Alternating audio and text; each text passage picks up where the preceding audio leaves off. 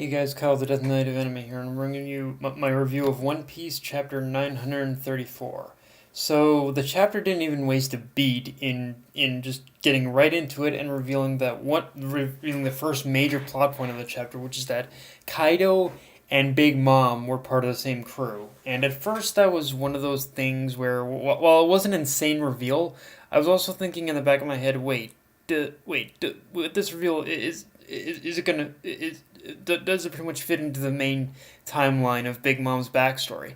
But then my memory completely clicked in and corrected me, but by reminding me that the backstory we got on Whole Cake Island was for the majority of it. It was really only focused on Big Mom's childhood, but we know absolutely extremely little about Big Mom's history as a pirate itself. And yeah, since we basically know that Oda really enjoys splitting his characters' backstories into two parts, yeah, it goes without saying. I want to know what exactly what the whole history, pretty much between Kaido and Big Mom is as crewmates. But knowing Oda, he's probably got a time and place for pretty much everything, which means we're going to be waiting a bit if even before we pretty much get the even before we end up getting any kind of backstory on what exactly Big Mom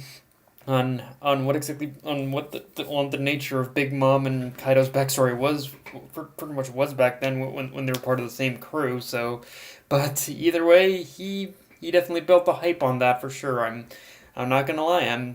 I'm excited. I want to know what Big Mom and hell even Kaido's past was like. It's got me intrigued. It really has me intrigued. Um, also,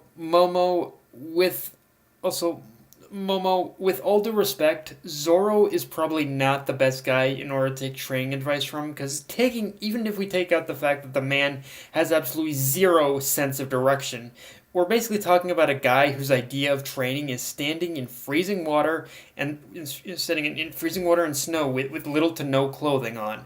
So yeah, I would keep his advice at arm's length if I were you, especially considering that apparently Kiku already caught you pretty much learning a bit of a bad word or bad habit from him. But if it gives you a confidence boost, I'm not gonna stop you either. But just please just do us a favor and don't turn it into another Zoro.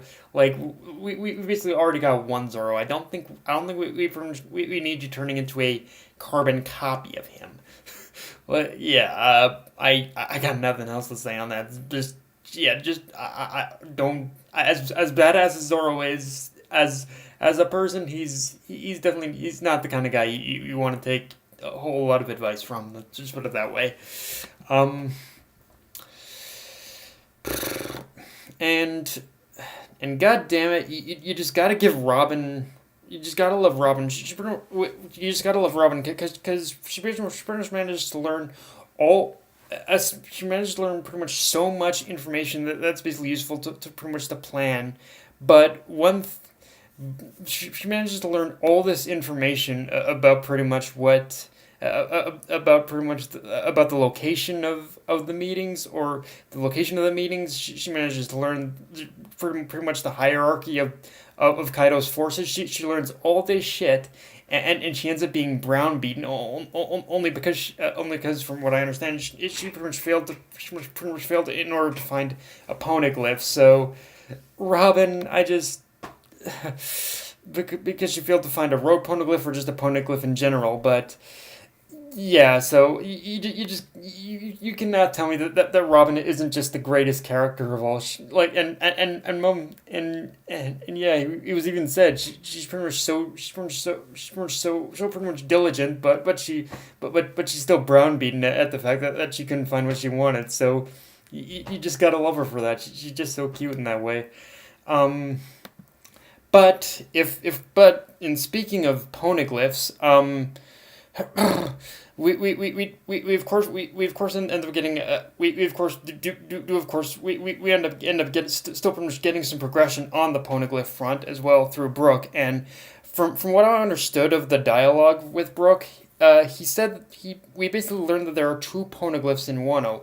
One is just a regular poneglyph that's located in the basement under the palace, I think, and the other is the red road poneglyph that's located in Kaido's base of Onigashima.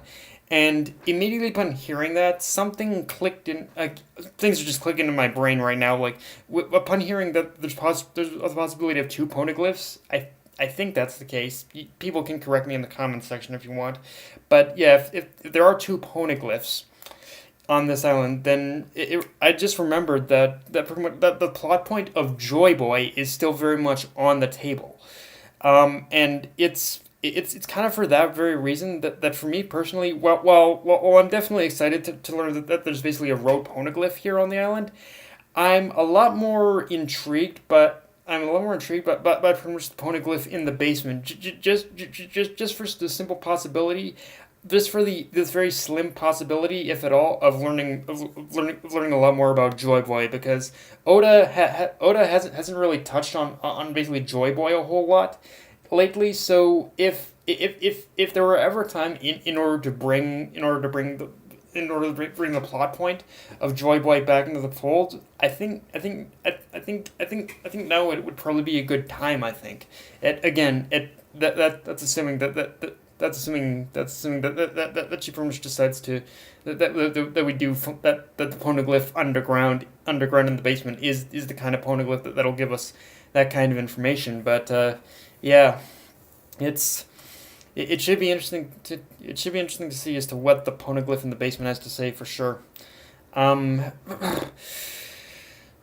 Now we pretty much also get to see the country reacting to Komurasaki's death, which at this point I guess we could say she's pretty much dead now, but I don't know. There's still something off about this. I mean, I know I should just let it go and accept she's been killed, but something tells me that whether that what happened pretty much between her and Kyoshiro, there's something a lot more there than what's being let on, whether she's pretty much dead or not.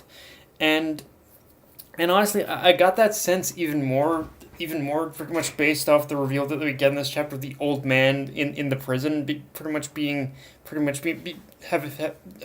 reveal of the old man in the prison, pretty much being Goro the flower, the pretty much previous like head of the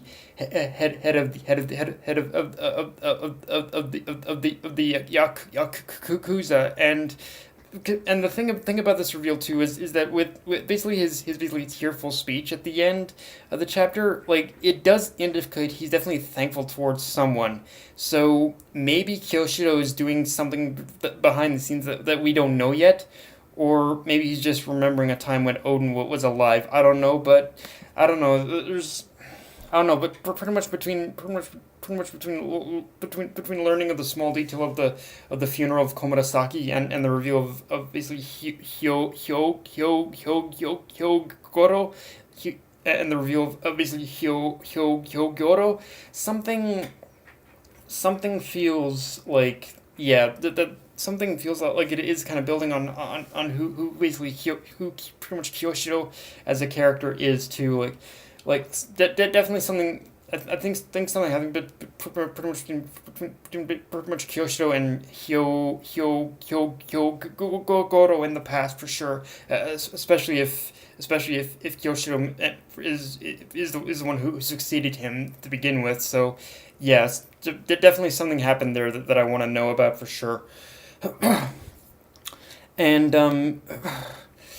I mean, and what can I say about the Queen stuff at the end of the chapter? I mean, I'm hoping that kid escaping and Luffy staying was all part of some kind of plan, and was all some part of some kind of plan for pretty much everyone to escape. I mean, I think that goes without saying that is probably the case, but I'm just curious what exactly the plan here is, if any, because if there isn't a plan, then look, whether or not there's a plan or not. But whether or not there's a plan or not, I'd say we're basically we're about to see as to how strong Queen is, and one way or another, I think we can conclude it is going to be pretty.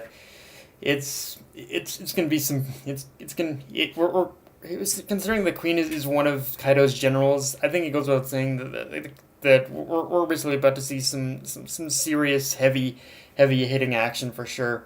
Um, Also, also, it's also about the ending itself. It's one of the with it's one of those endings where I'm thinking I can't tell if Oda picked pretty much the best time or the worst time in order to take a week off.